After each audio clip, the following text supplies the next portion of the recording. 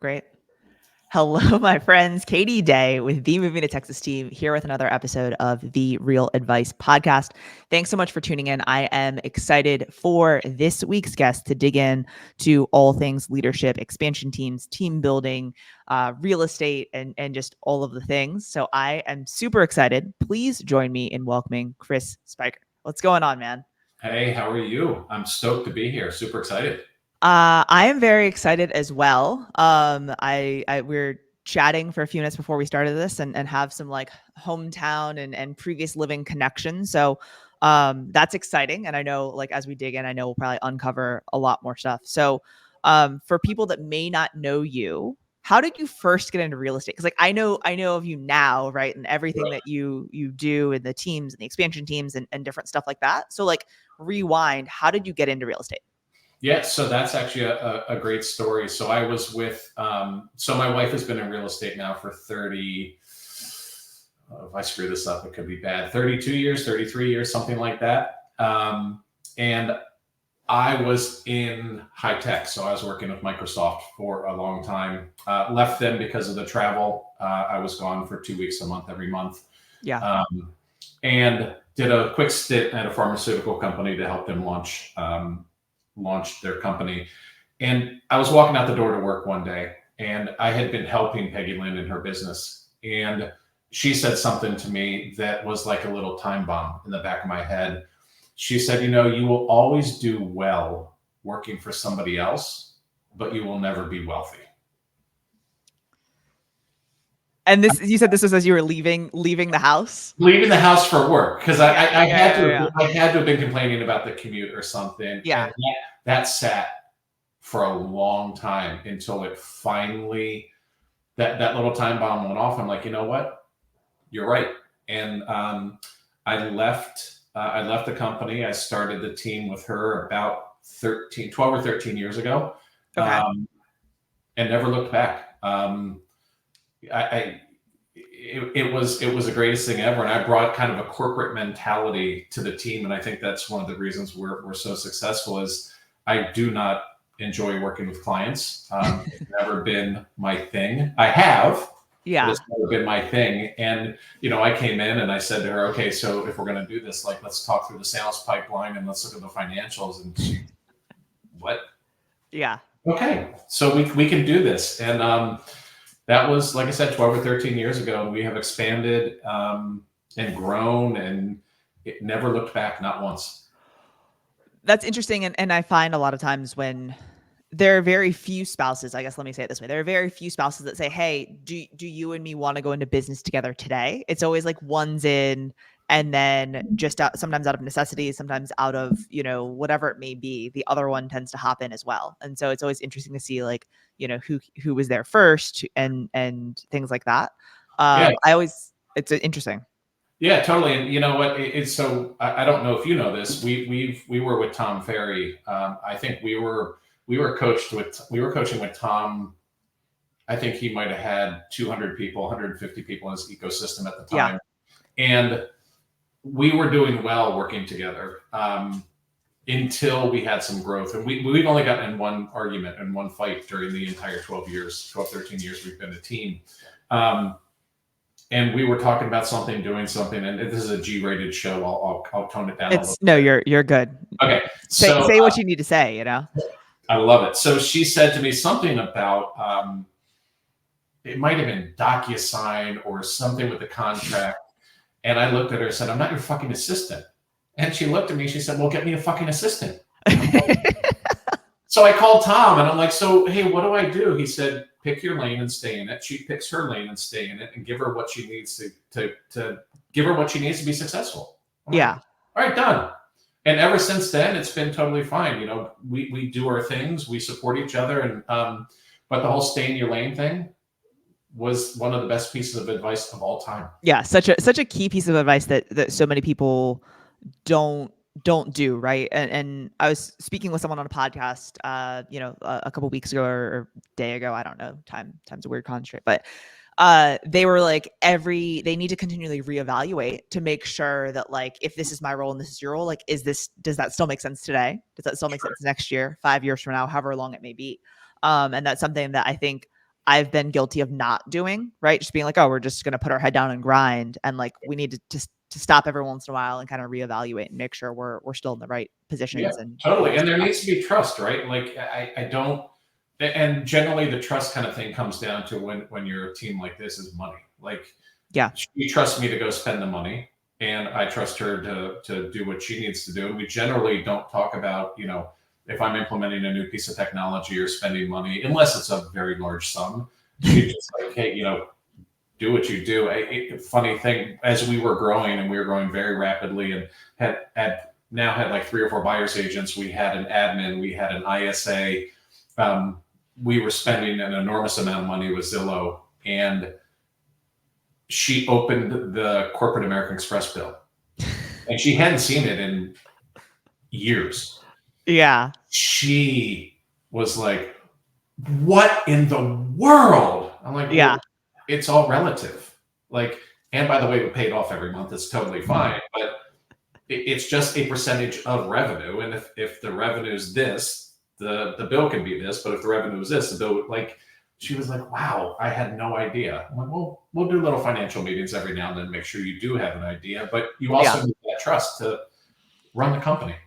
So out of curiosity, going back to the beginning of this kind of story that you have here, right? When she said that to you, right, and you drove off to go to work for your probably 30+ minute commute, the entire time were you just stewing like on that? You know what? I wasn't necessarily stewing. I was just I was just thinking it through, and I'm thinking, of all the people and all the times that the companies that I would work for and what their revenue was and what they're worth and their stock prices, and I had great salary, bonuses, 401k, health insurance, stock options, all that stuff. But Bill Gates had a lot more than I did, and he always would. So it sat for a long time, and I finally, what it also was is. And how wrong of me, because now that I've been in the business and looking back, I was like, well, that was a stupid assumption. Is because I was gone one day, I'd leave the house at 7. I'd have a 45 minute to an hour commute from Montgomery County to Baltimore. I'd do my thing. I'd come back. And she would be there when I left, and she would be there when I got back. And she would be there when her daughter got off the bus. And I'd see these checks she was getting. I'm like, you're not really working that hard. Wow, was I wrong? Then you got into real estate. You're like, oh God, this is terrible. Stupidest comment of all time. But it really sat there, and to be the kind of the master of your own destiny. And you can, if you do it right and you work really hard and you have great customer service and you grow the team correctly, and you maintain good kind of financial stewardship of the organization, you can do really well. But I went from working in the high tech to getting up and opening the laptop as soon as I got up, having coffee, and many a night falling asleep with the laptop in my lap, with the TV on, just trying to grow the company and get it to where it needed to be. And it's worked out. Done all right so far. So far so good. It's interesting,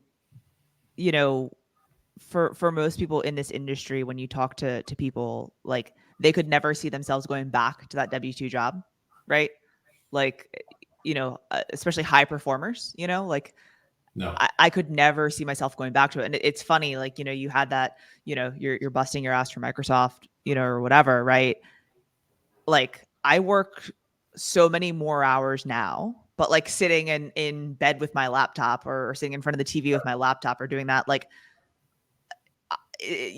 I'm completely fine doing that, right? As compared to the alternative. So anyway. For me, it boils down to 2 things. One, first and foremost, I'm unemployable. Like, there is no way. But you're self-aware. So that's good. And because I could never have a boss. Yeah. I could not report into somebody like that anymore. Quarterly reviews and 4% raise. Like, you've got to be kidding me. In a wonderful way. But no, all good. You're self-aware. So that's the first step. Okay. So you said, like, 13, 14 years you've been in the business together now, right? What's been some key things for growth for the team? So like, I know like y'all had the team and then you've done the expansion teams and you have other, things that are happening in other cities and states and, across the country. So like, what are some key things? Because I feel like everyone always wants to do an expansion team. Like I've thought about it, right? Like I went down the path with another agent of potentially partnering up to do another city in Texas, right? And we didn't do it, right? So what are some key things that you think have been like the stepping stones or points for you in expansion teams? Yeah, great question. So first and foremost, we focused on the people Okay.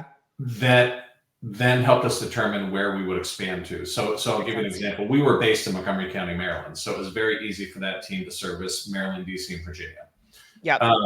Then down in the vacation market, so Ocean City, Maryland, Fenwick Island, Rehoboth Beach, Delaware, we knew a great real estate agent who we trusted and was open to the idea of expanding down here. I don't think that we would have expanded down here to go from scratch, but we knew somebody down here. We trusted that person. We knew we could do it. Yeah. And it's the same thing in Hawaii. However, we moved to Hawaii, so we were there for about 6 years. And the plan, honestly, was not to form a team, because Peggy Lynn said, "Hey, we've already done the team thing. I don't want to do the team thing out here again." And we started generating leads, and she was like, "Well, I'm not working the leads that are that low." Well, then we need somebody to work the leads at a lower price point if you're not going to do it. And if we're going to do that, that's a team. So, we have 3 team members. Hate to break it to you. Right? We have 3 team members out there now, but it's and that's what I talked about at the conference at Real, was it's all about the people. If you can find the right people and trust and can partner with those people, you can do anything into a market. But to go into a market completely without a relationship, I would think it'd be very, very difficult, because you need to then build trust. For sure. While you're building the team. But if you can start with trust, it becomes much easier. So how do you, I have so many follow-up questions. So I'll go one by one instead of giving you like here's 14 questions for you to answer, right? Sharon's like, I have 1,000 easy questions for you here. Okay. So finding people in expansion markets comes down to trust, right? Knowing them, having some baseline, personal knowledge, right? Professional knowledge, right, to then, to then have that partnership and that relationship. And so what are some key things for you that are key indicators of or characteristics of people that you would want to partner with? It's funny you ask that, because I do a fair amount of interviewing still with the team. I'm the first one that talks to everybody. And for me, what it boils down to, believe it or not, is, would I trust you with the key to my house if I wasn't here? And if that feeling is right away, no. We stop the conversation. But I can tell you that now, with the team that we have in all of the markets that we have, I would give the key to my house to every one of my people, without hesitation, without question. So it is I don't think that there is a single trait, or there's a single characteristic, or there's a single thing that I can say, hey, we need these 4 things. It is, for me, a gut feeling of, are you the right person? Yeah. Can I trust you? And then I have multiple layers of interviews that go after that. I have 4 people on the team that meet with the individual, and they have absolutely as much say as I do in the hiring process. So I rely on other people to dive into the operations and the workflow, and working with the team as an agent or an ISA, and working in our CRM, and like that stuff will come. I believe that if you're with the right team, and if you're with the right people, or the right brokerage, or the right brand, or whatever it is, that real estate in and of itself is fairly easy. What is not easy is doing it right and doing it consistently. For sure. Yeah. So yeah, for me, it really boils down to that. Would I give you a key to my house? And if the answer is yeah, I pass you on through the process. That gut feeling though is so hard because it's not like you can't train me on that, right? Like, Nope. and so it's not a quantifiable thing, It's not, and that's why Not, we and don't. most soft skills aren't, but yeah. Yeah, and it's why we don't do a disc profile. We don't do any of that because I would read disc profiles and then I'd have a conversation and like, you're not that person. Yeah. So yeah, it's for my piece, it's a gut feeling. For everybody else, they've got their little pieces. My ISA wants to make sure that you can keep the CRM clean and that you answer the phone, and the other agents want to make sure you're going to be able to blend with the other agents and you know the contracts. And my director of agent services wants to make sure that you can submit a clean contract. Yeah. Yeah. What to Yeah. do. Like they follow along with all that, and then you get to the boss, which is Peggy Lynn, and Yeah. she is 100% mindset. So what's your why? Why do you want to work so hard? This is not a glamorous career. for sure. What motivates you? And then we all get together and we figure it out from there. Yeah. Okay. So you've got ISAs, you've got management, you've got agents, you've got, and then you guys are making decisions. And so I am a fan of a longer interview process, right? Like I am a fan of, having multiple calls, having, a phone call, a Zoom, making sure you know how to turn on a camera, making sure you can format an email, like, you know what I mean? Right. So certain steps and certain things. But I've been told by others that they think that, other team leaders, other people in similar roles, that they're like, you're adding too many obstacles. No. Because right, like that most brokerages would just take a warm body. And I'm like, well, we don't want the warm bodies. Like we want the people that are willing to go through 4 different interviews or have to submit a PDF resume as an attachment in this, whatever, if it's an admin role. So you're like, you just immediately said no, right? So you're a proponent of what you're doing. Yes. Oh, and what you're Obviously. doing. Yeah. Listen, I look at myself and people throw around the word culture way too damn much because I don't think outside of a handful of people, nobody knows what the hell culture really means. I look at myself as a protector of the brand and the protector of the culture. And the culture. Because I want you to have to jump through hoops to get into sure. the process. And so we model our interview process after Tony Hsieh at Zappos, where when they would bring in even a C-level employee or an interviewee, the person who picked them up from the airport and brought them to the headquarters in Las Vegas, if that person was treated unfairly, they would stop the process. Yeah. If you're an asshole to, the person who's picking you up. 100%. So we listen. If one of the agents on the team that does the interview, or my ISA, or my back end team, if they say no, I'm done. Yeah. Well, I will not override that ever. I mean, we have had extremely bizarre and uncomfortable conversations when we have had dinner with. Because when we were local to where the main team was, the plan was to always have dinner with the agent and their spouse. Yep. And I have not made offers to people because of how they treated each other. Yeah, because if at home, things are rough. Which is always a great conversation to have. I'm sorry, we're not going to extend an offer. Why not? Huh. And your husband's a psychopath. I made the mistake of actually saying a couple of times, because of how you guys treated each other at dinner, and then the spouse gets involved and wants to fight or something. So we just simply say we don't discuss our hiring processes. Yeah. But I want to see how you're going to treat. I want to see how you're going to treat the server, the hostess, your spouse. Like I want to see all that. God, I have so many questions for you, but just kind of like a sidebar on the server and the this and the that. You know how like a lot of like, Fortune whatever companies will have I'll take you to lunch or to dinner or whatever as part of the interview process, and then like I'll tell the server beforehand to like screw up your food. I love it. Out of your like just your thoughts here, would you rather they say something or not say something if their food's screwed up? I'd rather they say something, but I want to see how they say it. Yeah. I always feel so bad complaining, so I'm like, but then it's like, then I look like a pushover for not saying anything. So that's a wonderful comment, right? Are you going to complain or are you going to or are you going to turn it around and say, hey, I'm so sorry that, I ordered XYZ, it came out like this. I know it's just a mistake or nobody's fault, but could you? As opposed to somebody being a complete ass. I mean, the second that would happen, I'd actually ask for the check. I'd be like, I'm not going to be friends with you outside of this, so I'm not going to finish the dinner. We're done. Rather than say something, because if they see the mistake, they want to fix it and make it right. It's that's part of the negotiation process too, right? For sure. Sure.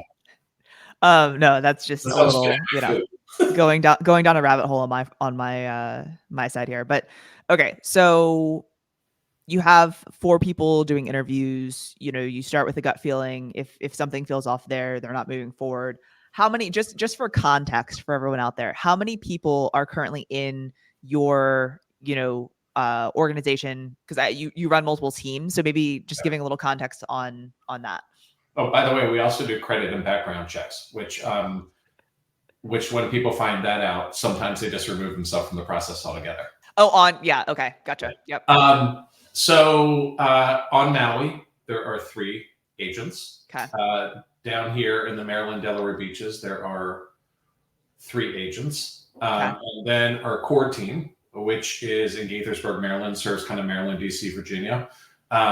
We've got 21 agents, 2 full-time, we call them customer experience people, but ISAs, 1 full-time agent services, which is transaction management, and for senior agents who actually write contracts and negotiate deals, and then a full-time marketing person. All right, so 25 over 3 different kind of groups. So a lot of people. I think I already know the answer to this, but how do you manage having different people in different places? We were Zoom before Zoom was cool. We've been using. It's still not cool. It's still not cool. I know. But we were remote. We were remote very early on, and here's why: is I believe that the agents should be doing one of 4 things: nurturing hot leads, going on appointments, writing contracts, and negotiating deals. For sure. Because if you're not doing that, you're not making money.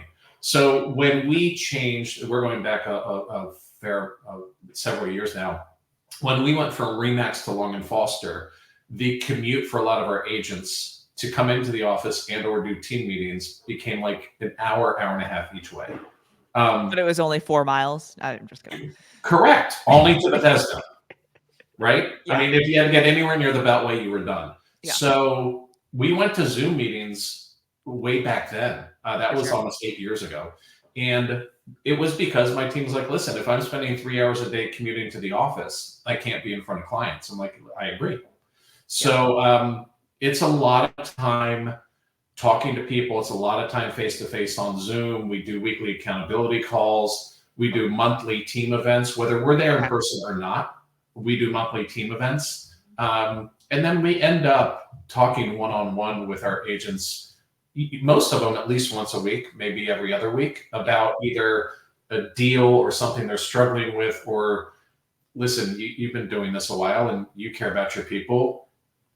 Having a baby, a death in the family, a war, you name it, we're there for them with that kind of stuff. So we're in the middle of our 2024 planning. And these, for us, these calls are less business and more personal, and a lot of them get very emotional. So a lot of our time is talking to them about, talking about what's going on in your life. We can figure out the business piece. You said you wanted to do X goals to make Y amount of money, but you said you wanted to do it for these reasons, and they're very personal reasons to you. So let's talk about those personal reasons and tell me where your head's at. So we're deep with our team. We're very deep with our team. Yeah. I'm smiling because we're doing business planning right now as well, obviously. And we've met now so far one-on-one with like half the team. And so it's funny, the different personality types when I'm like, Oh, okay, tell me about your 1-5-10 or 5-10-5-1, like give me your vision. And like some are like, I want to make this many dollars. I want to sell this many homes. I want this many agents working with me. And it's like super like, quantifiable, measurable numbers, all work related, which is true to my heart, right? And then like one of the guys on our team's like, okay, and like this is my vision, and he's like talking in like I am statements and like I have and I do and like very affirmation like, but like the vision was like so clear, right? And I was like, oh my god, like I love this, right? And I'm trying to get the numbers people to do that more, right? And have kind of that vision of why, because it's like and this may be a little controversial in saying, but like there are very few people that are in real estate for 5+ years that are just like, oh my God, I just love houses. And that's why I'm in real estate. Right. So it's like, this is such a great vehicle, in my opinion, right? Real estate is such a great vehicle to be able to provide and do different things. 100%. Right. Like I love the problem solving. I love the people. I love the, like that side of it. Right. But like, the selling of the homes is a byproduct of all that in my opinion. Right. You know what I've started to really love is, and I'm not taking anything away from any other team leaders, but is finding an agent that has a lot of talent and has the right why, but has not been given the right opportunities because of bad leadership. Okay. And when somebody is in that position and they have the courage to break out and either interview with us or eventually join us, the feedback I get is always the same, which is, I never knew that this kind of business was possible. I never knew there were this many leads out there. I never knew there was this kind of support system and leadership available to me. And it's a wonderful place to be in. And that starts, which we're actually now starting to experience, the recruiting of people's friends who are in the same position. And it's starting to kind of landslide right now with people that we're starting to bring on an interview, because people are like, oh my, like talk to these guys, because it's pretty amazing over here. And it's a wonderful, wonderful feeling. Are y'all always hiring, or do you have like, we're bringing one agent on this quarter, 5 this year kind of thing? Or what's your kind of like growth plan? That's a great question. So if we kind of look at it in 2 buckets, like if you don't need lead generation, you're welcome to join the team at any time. Okay. Our commitment to our team members has always been the same, which is I will never bring on agents to the point that it will affect the number of leads that you can get. Okay. And the number of deals that you can do. So it's a trust thing, right? And I always go back to the team, and we talk about it on almost all of our team meetings when I am going to hire, when I am bringing on new people. Like, listen, we'll probably bring on 4 or 5 new people between now and the end of the year, early next year, whatever it is. Yeah. And the people that get it are like, yeah, cool. The people that get a little bit scared, say, hey, can you walk me through why? And every time I walk them through the whys, they're like, oh, wait, that makes total sense. Oh, yeah. Right. Yeah, because I don't want to make you take leads. Well, I don't want somebody to not be able to go on vacation. I don't want somebody to not spend time with their family. I don't want somebody who's, starting to sunset their career to think they have to do more business. Like my only option as a team leader is to bring in the number of people where my numbers don't suffer. And it's always a balancing act. And, sometimes I might go one person too far, but that's fine. I'd rather have one person too many than 2 not enough, where I'm starting to get too many leads and I can't place them. And I watch our Slack channel, and all of a sudden it's, will somebody please take this person out tomorrow? And that just, I want to pull what hair I have left out when that happens. Pull it out. Well, and so do you have, I guess the first question, I have 2 questions. First question is, what are your top lead sources? So we have been Zillow now for about 12 years, and we're Zillow Flex. We've been Zillow Flex for just over 3, and we're number 1 in conversion ratios for our MSA. So Zillow is our number 1 lead source, followed by Past Clients and Sphere. Okay, cool. And so obviously with Zillow, that's something that like how many leads are coming in and all that. So like, and then past clients, you need to work your stuff. So do you have an ideal number of leads per agent? Because Wow. almost every agent is like, I want all the leads, I want all the opportunity, right? But at a certain point, you just no longer have the bandwidth. You can't take 100 leads a month and convert them at a rate that makes sense. So that is just a stellar question. And if I was able to answer that by agent, I would patent it and sell it. But what we try to do is on a weekly basis, I get my inbound lead report, and I can tell you, and we do it on a rolling 6-month basis. Okay. I'm sorry, a rolling 3-month basis, is of all the leads that came in, of all the people that are in Zillow Flex, how much of the piece of how big of the pie did you get? Yeah. And we have a spreadsheet with red, yellow, and green. And if you're in the red, you're probably taking too much. So my director of customer experience will go back to that person and say, hey, you're taking a lot of leads right now. In the inverse of that is she will go to the people who aren't taking leads and be like, hey, you're taking a very small number of leads in the past 90 days. Is that by design? Because if it is, that's okay. I can have these other people continue to pick up the slack. But if you feel like you're not getting them, or you want to get more, we need to kind of talk about that. So we measure that weekly to make sure that is kind of being spread evenly. The only time we run into a bit of a challenge is when we bring on a brand new agent. They don't have a queue. They don't have a pipeline. So they're just kind of sitting around like, I'll take it. I'll take it. I'll take it. So we throttle them when they get started. Yeah, for sure. No, I mean, that's in talking to many teams and many people, probably some of our common friends, right? Like, they're like, oh yeah, the guy that took 50 leads last month closed one of them, the person that took 12 closed 12, and so it's interesting, to kind of see, because it's a common theme, with agents all over, for sure. Yeah, it's an interesting, that is a topic all its own. Yeah. No, we could, I'm gonna leave it at that, but that could be a rabbit hole just on lead conversion and on, coaching agents and doing all the things. So I'll let that one die.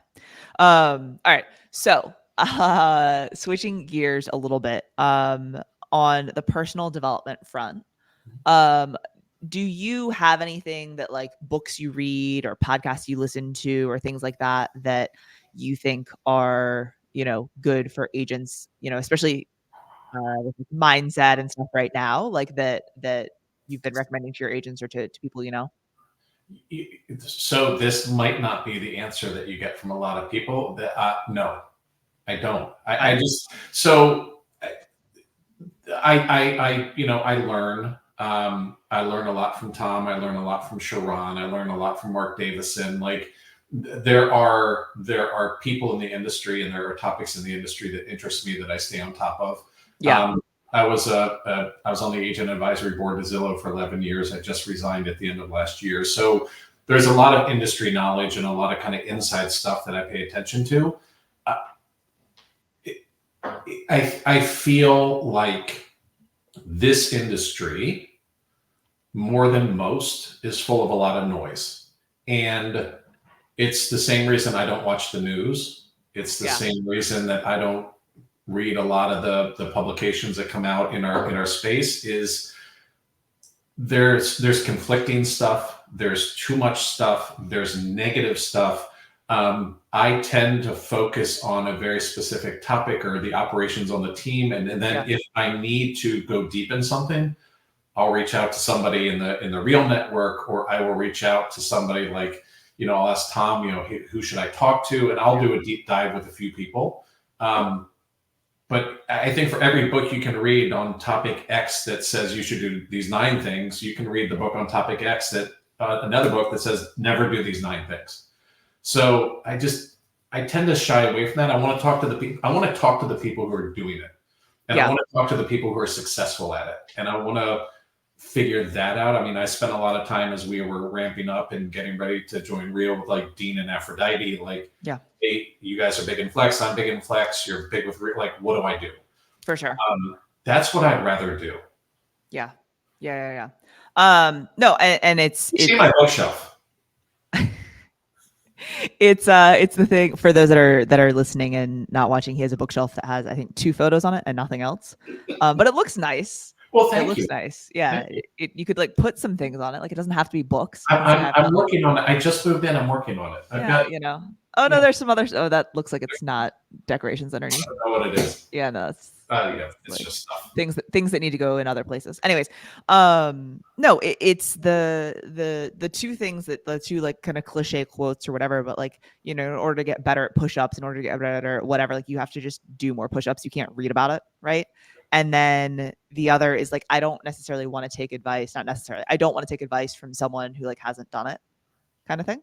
And so that's where I think that a lot of people are sleeping on the whole like not making relationships or having relationships and fostering relationships with agents in your market, in other markets and things like that, because it's like I owe so much to different coaching communities and brokerage communities and things like that have helped me, right, to be able to not make the same mistakes other people did, right, or shorten the learning curve on things, or whatever it may be. So yeah, it's I mean, I think one of our kind of superpowers is executing. Like we're not afraid to execute, and when we do execute, we go big time. And I'll give you a quick story. When we first got Boomtown, that was 11 years ago, and at the time I couldn't afford it, and got a relationship with Greer Allen, and they weren't selling to teams; they were only selling to brokerages, and our brokerage passed on it. We were with Williams at the time. And I'm like, I wholly expensive. And I actually texted Tom, I'm like, hey, dude, I have an opportunity to get Boomtown, but A, I can't afford it. And B, I don't know if I should get it. He's like, get it. Okay. And whenever Tom has one of those moments, you're like, I should have bought that. I should have done that. Right, exactly. So I got on the phone with Greer, and he only had like 20 employees at the time. I said, here's the deal. I could go through a week of training with your team, or I could fly down there next week, and we can spend 2 days together with all of your teams, and I can be an expert in Boomtown. I said, come on down. So like we flew down to Charleston. We spent 2 days with the team. We did breakfast, lunch, and dinner with them. We got the deep dive and everything, left, and the rest is history. We've been Boomtown experts ever since. And that's kind of how I feel about anything that we execute on, or anything that we do, is we go deep and we become experts in it, and then we execute on it. I love it. That's awesome. And that's something, especially in this market, like if you're listening and you didn't just take that nugget in, right? Like the going deep and not wide. I think so many people are trying new things and doing this and doing that. And I need to add more lead sources. That's something that like my agents are like, oh, I'm going to start buying these leads, or I'm going to start paying for this. And I'm like, all of your leads came from X, Y, and Z that are like, person to person stuff. Like, why would you go buy more if you could just go deeper with your people? And there's like that moment, they're like, so I could spend that $1,000 on this instead. I'm like, yeah, like take your people to lunch and, kind of thing. So speaking of lunch, my last question of every episode of this podcast is around food. And so it is, if it was your last meal on Earth, what would you be eating? Holy mackerel. I should have watched an episode before I talked to you. Well, and let's be real, like if it was like a 35-minute episode, like getting through all 35 minutes, like you watch like 30 or listen to 30, like, that's good. So, it may not even help you. Wow. Last meal would probably be a Snake River Farms Wagyu ribeye. And then for dessert, and this is a super local dessert to down here, would be bumbleberry pie. We can be friends. Ribeye is my favorite steak, so we can be friends. That's cool. I've been driving around at butchers all over the Eastern Shore down here to try to find one that I love, and I can't find one yet. It's really frustrating. I had a spectacular guy on Maui who brought in Snake River Farms, and that was all of his meat, and I become a little bit spoiled. So I'm still searching down here for something comparable. Well, I would venture to guess, because I'm under the impression that Maui is an island, that being on this side of the United States, you'd probably be able to find something, a little bit closer by and probably a little bit more affordable. So you would think. But I wish you luck on this journey. Thank you. It's the most important part of this talk. I know, I know. Okay, so thank you for your time. Thank you for all of your knowledge. I have so many follow-up questions. So the next time we're at a conference together or something, I'm definitely gonna have to buy you a fat ribeye, and get all of them answered. But if someone doesn't follow you on social, where would be the best place for them to connect with you? Yep. So our website is spikergroup.com. And you can see how to spell my last name there, but spikergroup.com. And my contact information is on there. Chris at spikergroup.com, and my cell's on there. That's the easiest way to do it. Cool. Very good deal. Well, I appreciate you and your love for ribeyes, and I look forward to seeing you around sometime soon. All right. Thanks, Katie. I appreciate it.